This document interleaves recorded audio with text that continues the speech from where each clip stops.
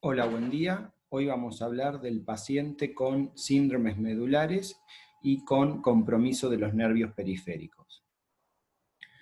Para comenzar, recordemos que la médula espinal, ¿sí?, se conforma de una porción cervical, una porción torácica, una porción lumbar y una porción sacra, ¿sí? La médula espinal termina a nivel de L1, ¿sí?, de la primera vértebra lumbar. Esto es importante recordar porque las punciones lumbares se realizan por debajo de este nivel.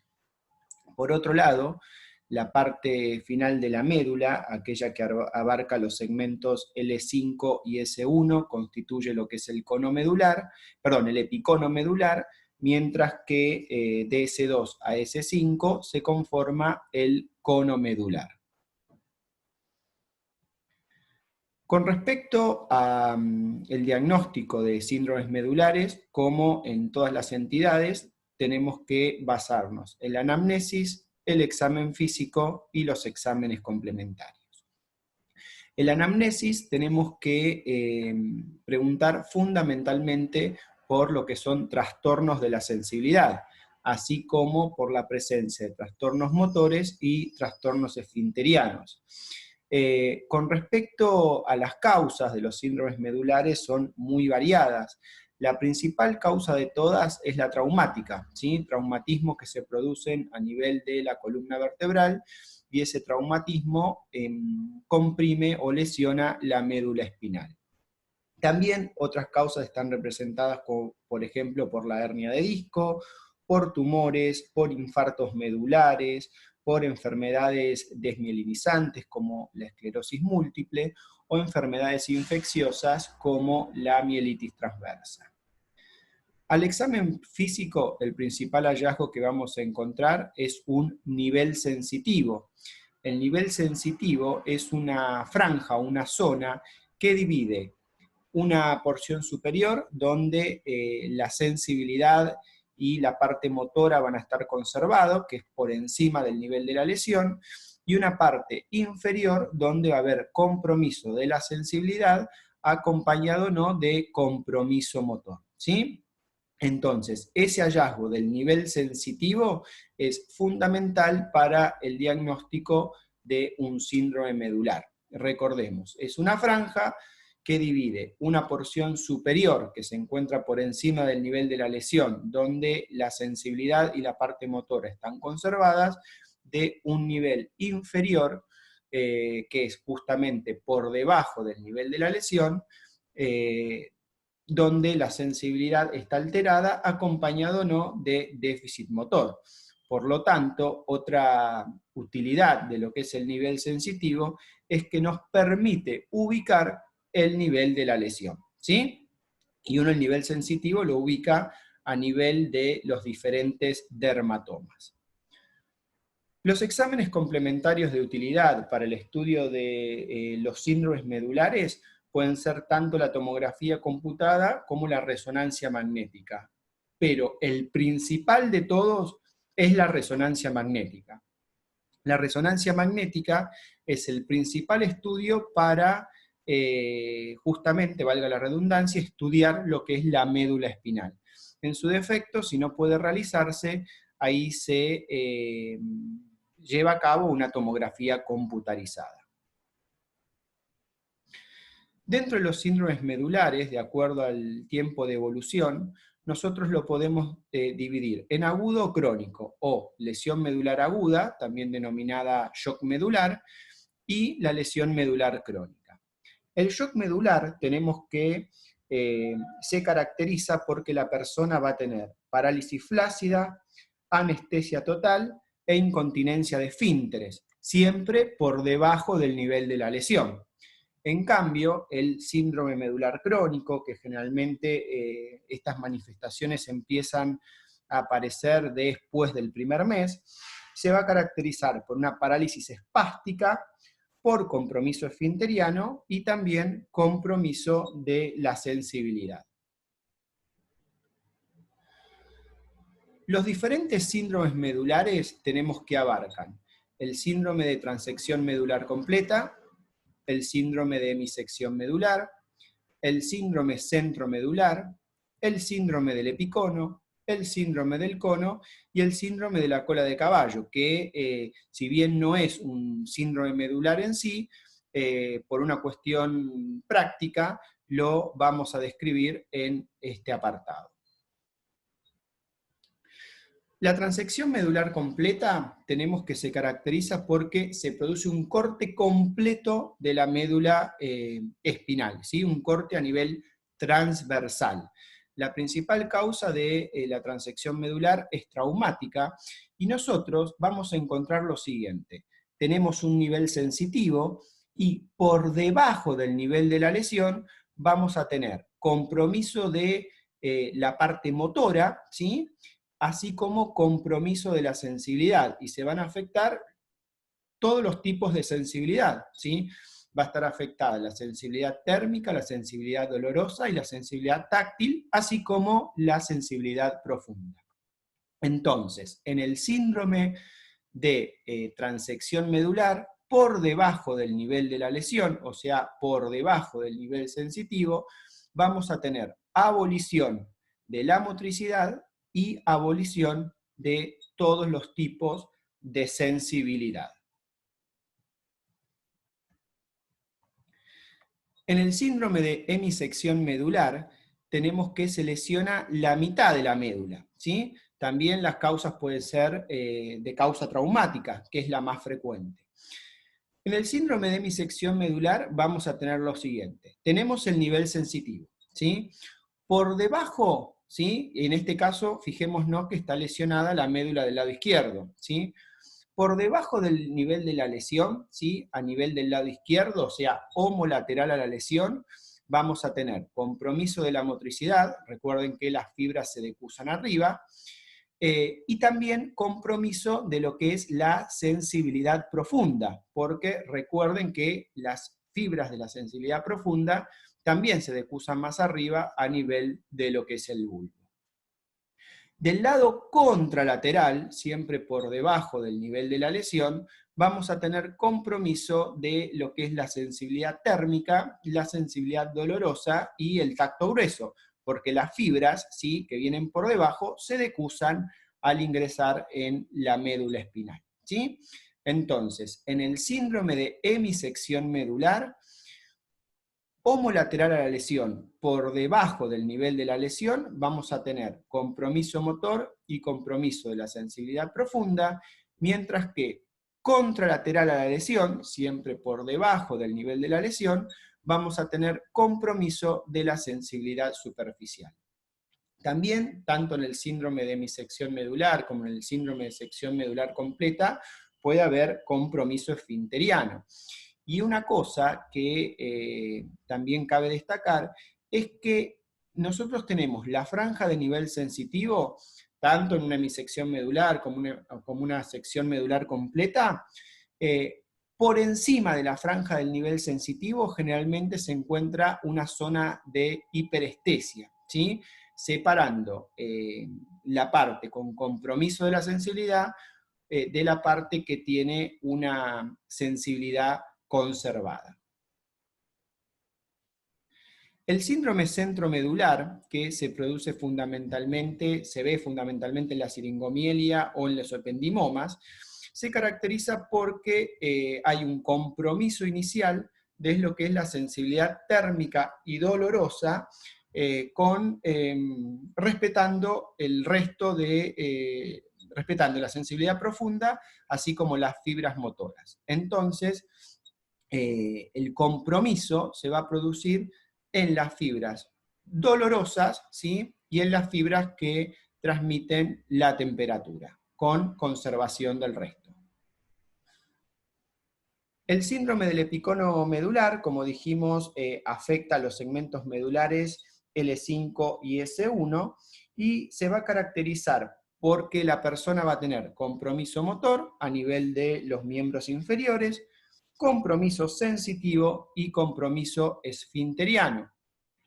A diferencia del síndrome del cono medular, que afecta a los segmentos S2 a S5, donde la persona va a tener compromiso sensitivo con anestesia en silla de montar y compromiso esfinteriano, pero no va a tener compromiso motor, ¿sí? A diferencia del epicono, que sí tiene compromiso motor.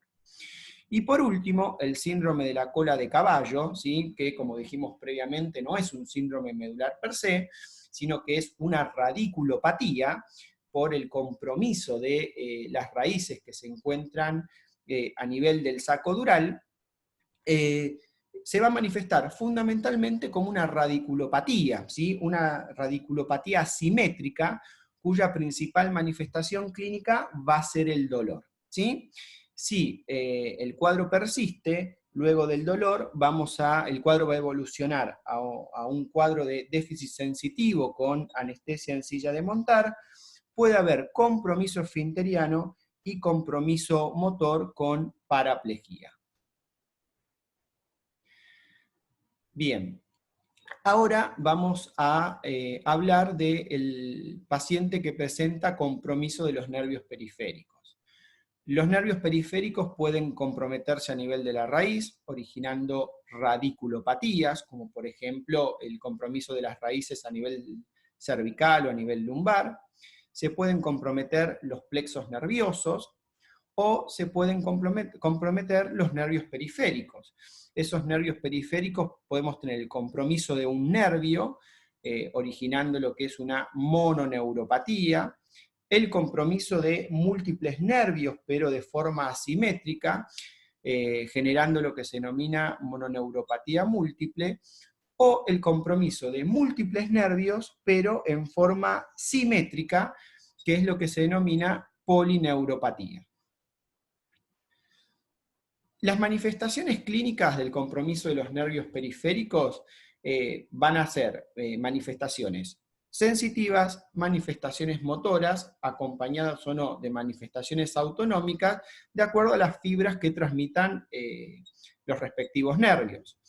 El principal síntoma va a ser el dolor, ¿sí? Dolor a nivel del territorio del nervio involucrado.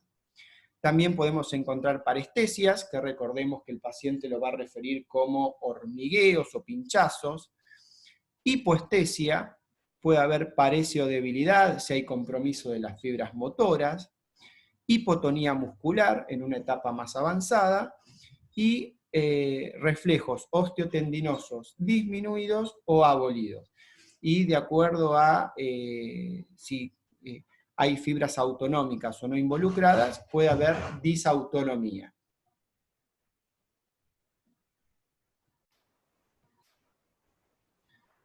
Bien, aquí podemos diferenciar las manifestaciones clínicas de lo que es una mononeuropatía, una mononeuropatía múltiple, plexopatía y polineuropatía.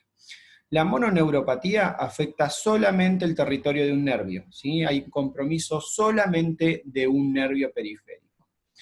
La mononeuropatía múltiple genera compromiso de más de un nervio periférico, pero en forma asimétrica. La polineuropatía genera compromiso de más de un nervio periférico, pero en forma bilateral y simétrica. Y generalmente la afección se produce a nivel de manos y a nivel de pies, generando las denominadas alteraciones en guante y en bota. Y la plexopatía compromete un plexo periférico. Importante recordar la diferencia. Mononeuropatía, un solo nervio. Mononeuropatía múltiple, más de un nervio en forma asimétrica. Y polineuropatía, más de un nervio en forma bilateral y simétrica. Aquí tenemos como ejemplo tres mononeuropatías clásicas, donde tenemos la mononeuropatía del nervio cubital, la del nervio radial y la del nervio medial, ¿sí? El compromiso de estos nervios va a generar tanto afección sensitiva como afección motora. En la primera imagen tenemos compromiso de lo que es el nervio cubital, originando la denominada mano en garra, La afección del nervio cubital se produce fundamentalmente o a nivel de la muñeca o a nivel del codo. La afección de la sensibilidad va a comprometer la palma de la mano, la parte medial, afectando la sensibilidad de los dos últimos dedos, y la parte motora a la flexión del cuarto y el quinto dedo, originando la denominada mano en garra. Aquí tenemos el compromiso del nervio radial. Recordemos que el nervio radial es un nervio fundamentalmente motor, y va a dar la denominada mano en péndulo, ¿sí? Y generalmente los pacientes con compromiso radial tienen la mano en péndulo, ¿sí? Y el brazo flexionado sobre el antebrazo. Con respecto a la parte sensitiva, va a comprometer la sensibilidad del dorso de la mano, y el nervio radial se lesiona más frecuentemente a nivel de lo que es el húmero, por lesiones en el brazo, o a nivel del hueco axilar. Y por último, tenemos el compromiso del nervio mediano, donde también vamos a tener afecciones sensitivas y motoras. La afección sensitiva va a afectar a la palma de la mano, ¿sí? Generalmente la parte externa de la palma de la mano, afectando la sensibilidad de los primeros 3 dedos, y la parte motriz va a dar la denominada mano de predicador, porque se afecta la flexión, ¿sí?, de los primeros 3 dedos. El nervio mediano se lesiona más frecuentemente a nivel del canal del carpo, ¿sí?, si bien puede lesionarse en cualquier nivel de su trayecto. Las polineuropatías, como dijimos previamente, son bilaterales y simétricas, ¿sí? Y tienen la denominada afección en bota y en guante, comprometiendo lo que son las manos y comprometiendo los miembros inferiores a nivel de ambos pies. Estas polineuropatías, de acuerdo a los nervios que se comprometan, pueden ser sensitivo-motoras, pueden ser motoras o pueden ser solamente sensitivas. Dentro de las sensitivo-motoras tenemos las polineuropatías generadas por la diabetes o el alcohol, ¿sí?, el alcoholismo crónico. Dentro de las motoras se encuentra el síndrome de Guillain-Barré, que más específicamente es una polirradiculopatía, y dentro de las sensitivas, solamente sensitivas, se encuentran asociadas en muchos casos a diferentes tumores. El método diagnóstico de elección, o mejor dicho, el método de elección para estudiar a un paciente con polineuropatías es el electromiograma, que va a mostrar compromiso de los nervios periféricos. Para finalizar, aquí tenemos las causas de polineuropatías a través de esta regla mnemotécnica que es TANG Therapies, donde tenemos que las causas son la diabetes, la amiloidosis, alteraciones nutricionales como el déficit de vitamina B12, el síndrome de Guillain-Barré, causas tóxicas, ¿sí?, como por ejemplo la miodarona, la intoxicación con arsénico, causas hereditarias, causas endocrinas como el hipotiroidismo, causas reumáticas, ¿sí?, como por ejemplo la artritis reumatoidea, el alcoholismo, puede presentarse como un síndrome paraneoplásico, infecciones como la lepra, la sífilis y el HIV, la sarcoidosis y el trauma. Y aquí no está la polineuropatía generada por la insuficiencia renal. Dentro de las causas más frecuentes de polineuropatía se encuentran la diabetes y el alcohol, ¿sí?